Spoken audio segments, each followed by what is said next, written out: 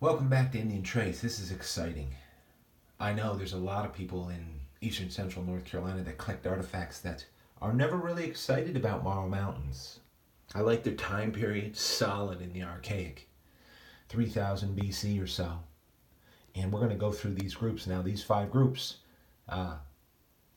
represent one of my places where they get to sleep and get to stay safe. To give you an idea, right there. And there's room for more. They're all about an inch, maybe an inch and a half. And that's where they get to sleep. And I've been waiting to be able to do a video that's a display video for Marl Mountains because, like Guilford's, they just appeal to me. They're not basic, although if I had to say, what point style do you find most around where you live, it'd be here. Now, if it was in another place, now look at this, I'm going to try to do this right. If it was in another place, it may be points like this. Of course, these would freeze my brain up. I find points that are this long sometimes, an awesome Guilford or whatever, but they don't have anything close to the style. Maybe you could say the character. You may recognize this. These are modern masters from a master flint napper. Given to me as a gift. They're just stunning. The workmanship is crazy, but at the same time, I think it's Bad Brad and many others who collect in Missouri, Creek Dalton and Richard and Mike, that you found anything close to this is stunning to me. But I remember once in a video that Richard was doing, and he was out, look at the craftsmanship on this. He was out hunting on a video, and he said, everybody who collects just really has to do what they do to find what they can where they are, and you can't do any more than that. Whether it's you're limited in terms of the geographic region that you can travel to and collect, or whether you can travel at all. But whatever's in the ground there, that's what you got to go with and do your best to find it. And that's really good advice for somebody who's just starting to collect. Look at the contrast here. It's just craziness, right?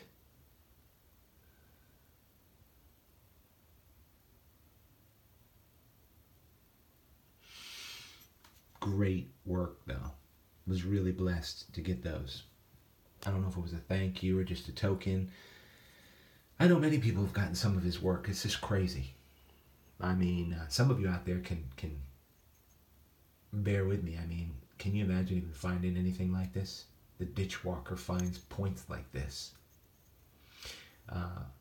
I can't imagine. I found some nice stuff. You guys have seen some stuff. But, when you see different styles, and there's Ken's name, you might have known already who was the craftsman to these. These are just incredible workmanship. When you see a different style from a different land, you just sort of get, in a good way, envious. You're like, wow, man, I can't even imagine. But at the same time, I know I found quite a few really great artifacts in styles where I live. So I go with that. I stir myself up to remain thankful. Let's look at these groups. Now, these, they have a lot of energy. You put your hands on these. It's like a living museum. If you could come, you could handle them all you want. Now, there's only one YouTuber that I know who's on my subscriptions who has had the opportunity to check all these out. Pick them up, look at them. But, we represent, from here to California, United States of America, all of us collectors that watch these 4 groups of 5. 20 fit in there. I can't even believe it. I want to ask you a couple questions. Historical questions. In terms of what's happening right now in the world. Are you aware, as we look at these groups, and I just want to sort of spread out each group, are you aware of what's going on in France today? For the last week, last 10 weeks, last half a year? Unbelievable revolution for independence again is happening in France. People are getting hurt because there's a foreign military, European Union army, if you will, that's moving in there to try to control the population of residents in France, and they're not going to have it. Remember I talked about freedom? It'll always win. When you start to stomp your foot and you start to try to kick freedom, you're going to realize it's like kicking a brick wall. So France is in a lot of turmoil right now. Did you know that? Just curious. Look at those Marl Mountains in that group of 5. Great pieces. How about Iran? Well, isn't it curious that Iran is also, anybody that is 40 years or younger is completely revolting against Sharia law. I mean revolting. There is a revolution happening there also for culture and for nationalism. Look at this color. It's a great color, isn't it? Yeah, there is in Iran. And the reason is because Iran has opened up, I like this group of 5, has opened up some years ago the internet. But these individuals, your age and younger and my age and younger, these individuals have gotten a taste for what you and I take for granted, and the taste for what we call freedom. So Iran is having a real revolution too, but with all revolution, unfortunately, the dictators don't like it very much. So people are getting hurt, and people will suffer as they adjust and their nation moves to a place where it's going, and you can never tell. It's a scary thing in the world, but it's always about enslavement and freedom, isn't it? Nationalism is about freedom. It's happening in France, it's happening in Iran, and hey, do you know what's happening or what's happened in Venezuela? Interesting history lesson here. It's in my heart. Venezuela, some months ago, if not a year, began its decline. It's collapsed completely. What would bring a million citizens out on the streets? Look it up for yourself. It's well known. Look at these Marl Mountains. Love them. Venezuela is suffering under the dictatorship. Oh, they tried socialism. But in every place socialism has ever been tried, and that's why I don't know why young people, ignorant politicians say, well, it's power. It's really power. Actually try to fool people that, and our young people, your children, that socialism works, that it's the best way, and it's the horribly worst way. Venezuela is just one illustration of it. What's happening there is horrible. Horrible. Well, for example, if you want to buy a carton of eggs there, it would be over $200 United States currency. I'm not kidding. This is all very well known. It's just staggering. That's a great group of Marl Mountains. So we're just doing a little history lesson. What else? Who else might you want to think about? How about South Africa? Do you know what's happening there? And I'm really concerned about it because it does affect the United States.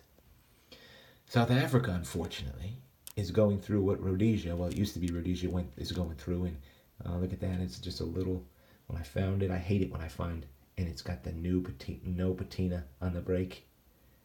I was just a little late. Missed one crop cycle, probably, and I would have found the whole thing. But, oh, sad South Africa.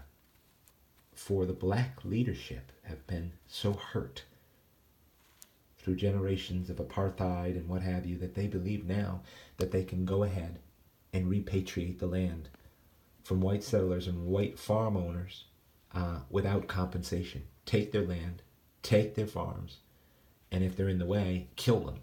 Many times slaughtering and raping.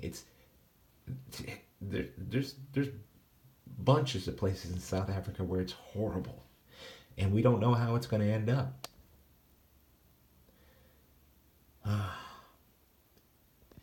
I think that we are not removed from what's happening in world history, in geopolitics.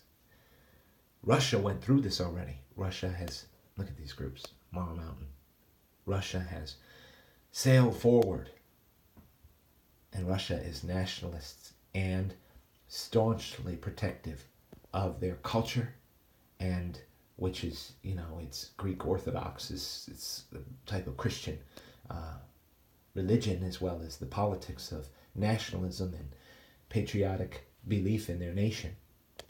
Russia is not the USSR anymore. Russia is not communist Soviet Russia anymore. It is completely transformed. They threw out the globalists some decades ago, and the globalists simply moved on to other nations, such as our own, to try to take them out. So how does it affect us in the United States? I asked people in a class. I remember I used to teach on United States history and world history and North Carolina history. It's just so important, because if we don't know where we've come from, certainly we don't know where we're going, and that's a problem with our young now. They don't know where they've come from because there's been a bunch of teachers who are afraid to tell them. That's all I'm going to say with my soapbox today with these Marl Mountains. Beautiful accents in the patinas for rhyolite. Just check out the different colors in the sets. It's pretty much all rhyolite. Just wanted to give you a good show of that. If you're really curious, if you're new, you want to know what a Marl Mountain looks like, you've got it right there.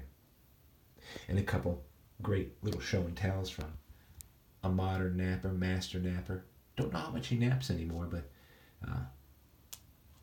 I'll ask him, Ken, do you sleep more than you nap? He's a master, and he knows many good nappers. Appreciate you tuning in to Indian Trace, and hey, my email is in the description. You got any questions about anything, world events, or even these artifacts, feel free to ask. And it is, thank God, that we have the freedom to discuss these things in the United States. Many of the nations I mentioned, you do not have the freedom to open your mouth, especially in public, about these things. There was no protection of freedom of speech, no protection of freedom of religion. But here in the United States of America, this is what we are fighting for. Hope you find out there.